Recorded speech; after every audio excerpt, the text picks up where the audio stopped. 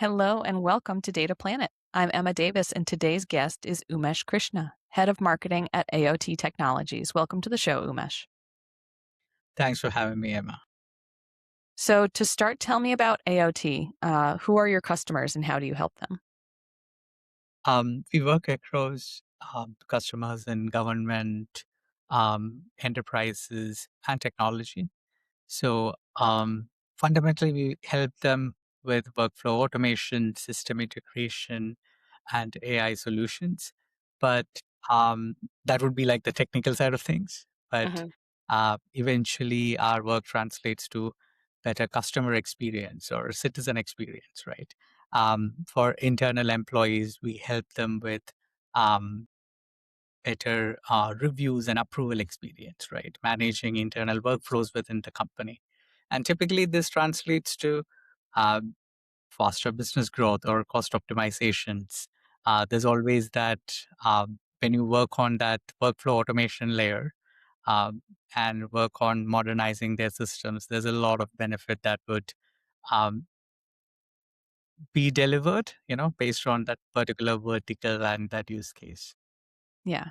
And you started the first type of company you listed or customer you listed is governments. So, um, obviously, potential for highly regulated areas. And I think some of the challenge there is, I think, obvious, though I probably don't fully understand all of it. Just, potentially very entrenched and critical systems that may have specific legal obligations. So it's not just a matter of, well, this would work better this way. There may be some actual, you know, Yep. legal reasons why things have to happen in a certain way.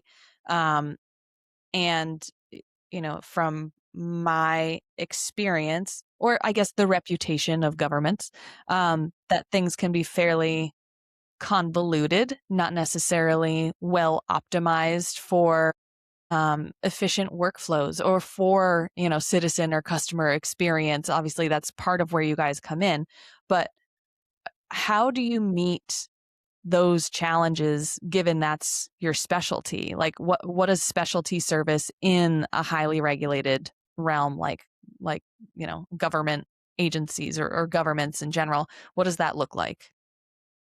So I would say the fundamentals lying in handling systems in any sort of regulated environment, right? So uh, by and that could include governments or government agencies, could involve healthcare institutions. It could involve educational institutions uh, and financial, right? So these are some of the categories we focus on. The commonalities we find are, often these are systems that cannot go wrong, right? You're handling very sensitive information. Um, the workflows in that environment, that can impact someone's, quality of life, their career, uh, the community, so some things are irreversible, right? Imagine financial services, you have a transaction that goes to the wrong person. What would happen, right? So or something goes wrong with someone's identity verification, right? So these are industries where the operators have to work with a lot of nuances, be really thoughtful, not just trying to do what is the most, just implement the most hyped up technology, Uh-huh. but they would think long and hard, how can I maintain that continuity, across systems that have been built over years, right? So the products that we have. So we have our products, accelerators, which are fundamentally in spaces like form and approval management via a platform called Forms.ai, or Nodewire, which is a connector platform, right? An open source connector platform. Or Caseflow, which is in case management, right? So um, the solutions we build around our products, or at times we also integrate or bring in our partner technologies, right? From hyperscalers or other commercial software. We have to bring them into the client environment in a manner where we match their expertise, the knowledge of their systems, their business. So in the case of government, I would say, we work closely with a number of government agencies and quite a few with our, in our home ground of Victoria, where we work closely with provincial government agencies. Mm. Some of the incredible people you will meet, for those systems to run, the level of maturity that is actually there, and the level of their thinking and their vision and their understanding of tech stack is incredible. That applies across, all the sectors that we are in, because, they're not trying to chase the shiniest thing immediately, right? So, um, and but trying to bring that maturity, continuity, compliance. I know often the word compliance, regulations, they come with sort of like this negative intonation at times. But, if you peel the layer, you will see, um, once you get specific, you will understand it's about continuity and progress and, clarity in thinking and execution, right? So, so we find those commonalities, and when we think of our products, they are all built for that world. Many of them have open source license options, right? There are certain commercial options which have very creative licensing models. These allows us to, you know, focus on the customer, co-build systems with them, you know, and not a scenario where we are just locking them in a contract. Now they Yeah. are not getting out of this license, and that's not our business model, right? The second thing is we think about it in a very customer focused manner. So Okay. so it's not about trying to sell a SaaS license and trying to get them hooked. Unfortunately, a lot of product companies have sort of stuck to that model, right? But we are a private company, and we do not typically have those pressures. Um, our Mm. focus continues on hey, there is this value that I have to provide to my government, eventually to the community and the citizens, or to an enterprise, again coming back to the community and the residents, right? So um, we have been able to build our licensing models around it with those relevant flexibilities. Uh-huh. And our capabilities are built around bringing the best of the technology to the client stack and making sure our product really integrates well into their ecosystem, right? Now, there are scenarios where it's not always our product first solutioning. It might just be a module or may not even exist at all. But if we are working on a particular scope, we make sure that the best goes into that customer ecosystem. So that's one reason we have very good retention rates. We continue working with those partners for years. Uh-huh. Although the structure of the software doesn't necessarily force or mandate that. And and therefore we look at that long term value. Uh-huh. And the challenge, I would say, to top it all up is we often work on the most advanced technology, the latest and greatest and newest. So we Uh-huh. have to marry that world of the existing with the newest. Yeah. And so something that's standing out to me about what you said. You are fairly differentiated in the software world already. So this, mission focus, this outcomes focus, and who is this actually serving and what is the value here, as opposed to getting a conversion and locking people in and, hoping to retain that customer.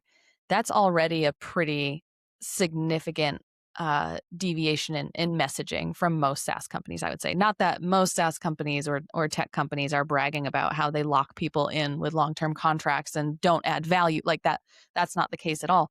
But um, but talking about pride in the impact that you're having serving organizations that are proud of the impact they're having, and that is really unique. Then we talk about AI and how that's changing everything, and if you're talking about keeping up with the latest technology, there that certainly is in the mix. Like, what's it like being responsible for marketing at this tech company where you guys have this unique um, perspective? I like your point about you're a private company, so you don't have the pressures of just burn and churn clients because we need the cash, but instead, no, that we take pride in the quality of what we're doing, And then on top of that, everything is changing so rapidly with AI. What has it been like for you over the last couple of years in particular, being responsible for how you talk to the world? Yeah, the last couple of years are, you know, both exciting and challenging at the same time.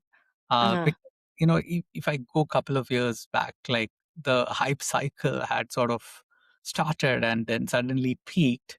But, you know, not a lot of those, I would say the application areas of AI, it wasn't like uh, all of it was, some of the new tech was not ready to be deployed, ready to Uh-huh. be adopted in all Yeah. all types of environments, especially compliant, regulated systems, right? So, and when you think of the commercialization angle, we were also not sure, okay, which of these tech will, can be successfully commercialized in the sense that, will they be supported meaningfully? Will they have enough adopters, from a user point of view, from a technologist point of view. So, um, and I think where a lot of companies went wrong was they tried to take these shiny new things to their potential customers and try to kind of like build them into the system quickly. But Uh-huh. what we did was we had a different approach. For instance, let's take RAG, right? Retrieval augmented generation, right? So when it comes to RAG, there was a period when there was a sudden hype cycle, and for a lot of people, AI meant RAG in enterprise context. But um, there were certain scalability issues, Uh-huh. security issues that were also associated with RAG at that point in time, because we tried to co-build with our customers. We understood what those issues are very first at, not by sitting in a seminar, but actually trying to work it out. And then, even when we started discussing that technology, often, we showed the pragmatic angle. We showed actual demos based on real data or, test data sourced from clients. And that kind of built our credibility. We did not try in and try to just say, hey, this is the next big thing, let me come. It will be great. We Uh, promise. yeah. So that helped us, right? And then a few months in, suddenly there was, that hype went away, those limitations of that technology at that point in time kind of came up, and a lot of companies stopped pushing that technology into the go to market motion. But I would say later it kind of revamped, and obviously things keep changing. I am assuming by the time this get published, something else could change over the weekend. But things got better, in terms of commercialization of that technology later. But these ups and downs, we can't take our customers through these ups and downs. We have to work in a manner where we are helping them um, work towards that stability and sensible decision making. So, Uh-huh. that's how we generally approach any new technology. Amazing. And I know, so prior to this conversation, you had shared with me that over the last couple years also the messaging was almost on hold. Like developing new messaging was kind of on hold. And only recently has it felt like, okay, things are stable enough and we have enough knowledge and insights that we can contribute to this conversation. We can start, putting new messages out there.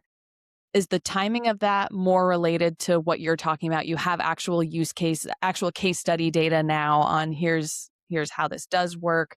We're past peak hype and more into a more pragmatic understanding of the limitations of things. Like what has changed that you think has given you steadier footing for, okay, this is our direction. This is how we're talking about this now. So, let's say before this hype cycle hit, right? If I look at the makeup of what was AOT, we had practitioners who were in this space for decades. Um, and, for more than a decade, we were in that space, solutioning, building products, working with clientele. So when that hype cycle hit, obviously great opportunity.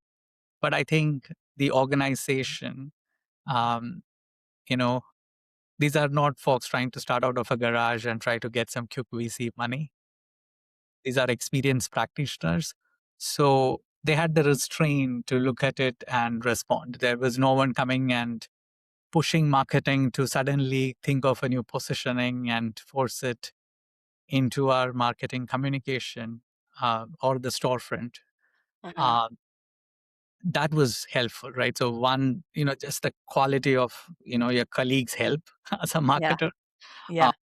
now comes the next part, right? So now uh, I could have actually, read upon the latest technology. I asked some more clarification from my tech team, understood, and then just quickly reworked on the positioning and launched something super future forward, maybe way back in 2025 as well. But as a boutique player, operating its own niche and specializations, we had to be careful. We are not a big tech company. If I am one of the Silicon Valley giants or um, hyperscaler, I can go and talk about the 10, 20, 30-year-old vision, Uh-huh. right? But we could, we had to always approach it and with a sense of pragmatism and, give that assurance to our potential client, someone trialing even our software, trying to take a SaaS trial. We had to give them that assurance that we are grounded, you know. Yeah. So there are times when, for example, our Forms product called AI, we were faster to bring to market generative AI capabilities in form design before anyone else, right? Uh-huh. But, it wasn't like we tried to go super loud with that announcement because we know that, okay, it is still an improvised beta. It has to learn and it has to become more effective. So it wasn't as though we went to our existing clients and tried to force that version on them. We Yeah. waited. We did not rush the adoption. So in terms of the overall positioning, now although we were clear where we wanted to go, we did not necessarily communicate it immediately on their website because, you know, sometimes your customers also, you have to give them time to catch up. So if I start, yeah, I can have, you know, have the future speak on my website, but um, that may not cut across well with, the whole of your customer base. So you wait for them also to reach a certain degree of maturity so that, when you say what you are going to do or what you're good at or what the world should look like, according to our POV. Now, there is a larger share of our target audience who understands this. In the Yeah. end, positioning is in the mind of your buyer, your target audience, right? I mean, if you are speaking a language which is too alien to them, I mean, what's the point of that positioning? Okay, you can actually be very proud of it, talk about in your internal circles with an incredible bunch of smart people who may know that technology, but it mean nothing to the customer. So even now there are scenarios where we try to bridge that old, let's say the current world and the new, or the old Yeah. world, Yeah. the current, Yeah. uh, in a manner where the majority of our target audience will understand. I love this approach. I think it's so refreshing and so wise. This measured approach. Just thinking about the degree of AI and transformation anxiety that's out there and the amount of information coming at people at any given point, you've kind of positioned yourselves not only to be, a cutting edge technology provider, but also just a trusted resource. You've added credibility for your existing customers and any new customers that, we're not going to jump headlong into something just to be flashy or just because we have investors who are pushing us to push AI or that you've remained completely focused on the mission you have for your customers.